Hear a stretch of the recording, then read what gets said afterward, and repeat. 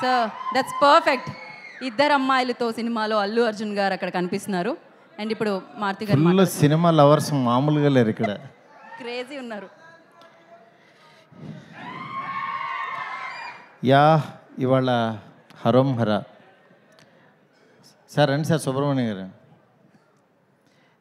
రాజమండ్రి నుంచి చాలా ప్యాషన్తో వచ్చిన వ్యక్తి, ఫ్యామిలీతో. నాకు లాస్ట్ 7 years బ్యాక్ కలిశారు. నిజంగా ఎంత ప్యాషన్ అంటే డబ్బులు వస్తాయా రావా అని చూడకుండా మంచి సినిమా తీయాలి సార్, మంచి సినిమా తీయాలి సార్ అని ఇండస్ట్రీలో తిరుగుతున్న వ్యక్తి. కానీ నిజంగా ట్రైలర్ చూసి షాక్ అయ్యాను. టీజర్ చూసి ఏంటి సార్ మీరేనా తీశారు అసలు అనుకున్నాను. దాని తర్వాత ఈ సినిమా గురించి రీసెంట్గా 3-4 days నుంచి వింటుంటే నాకు మా ఫ్రెండ్స్ బన్నీవాసు, ధీరజ్, ఎస్కేన్ వీళ్ళందరూ కూడా చాలా బాగుందంట సినిమా, అందరూ చూశారని చెప్తుంటే నిజంగా చాలా హ్యాపీ అనిపించింది. సుధీర్ బాబు గారికి నాకు తెలిసి మళ్ళీ ఆయన ఎలాంటి సినిమా ద్వారా ఆడియన్స్ దగ్గరికి రావాలనుకుంటున్నారో అలాంటి సినిమా ఖచ్చితంగా ఈ సినిమా అవుతుంది.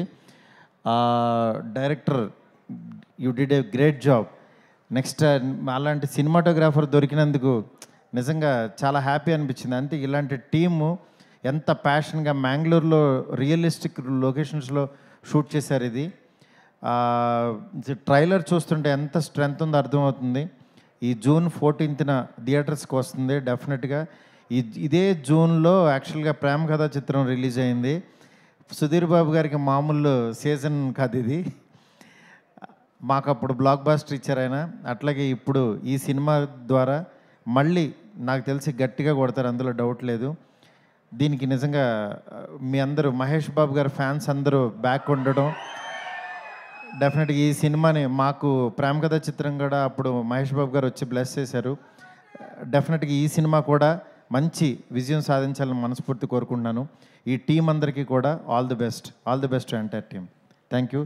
నెక్స్ట్ మీ అబ్బాయికి మీకు ఈ సినిమాతో మంచి ఇండస్ట్రీలో పాతుకుపోవాలని కోరుకుంటున్నాను sir. All the best Sumanth. Okay sir, thank you so much. Maruthi గారు ఒక్క విషయము అంటే కెరియర్ బిగినింగ్లో మీరు సుధీర్ బాబు గారిని కలిశారు కదా, సో అప్పటికి ఇప్పటికీ ఆయనలో వచ్చిన మార్పులు ఏంటి? ఏం లేదు, ఇప్పుడు సినిమాలో గెటప్ కాస్ట్యూమ్ వేసుకుని వచ్చారు, అప్పుడు కాస్ట్యూమ్ వేసుకుని రాలా, అంతే తేడా. ఓకే, అప్పుడు ఆ కాస్ట్యూమ్లో ఉన్నారు. ఎందుకంటే ఆయన ఎప్పుడు అట్లాగే యంగ్గానే ఉంటారు.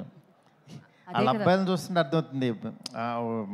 చిన్నోడిని యాక్చువల్గా నేను బలెబల మొగడ వయసు సినిమాలో ఫస్ట్ ఇంట్రో చేశాను, నాని చిన్నప్పుడు క్యారెక్టరు. కానీ ఇప్పుడు పెద్దోడు అయిపోయాడు.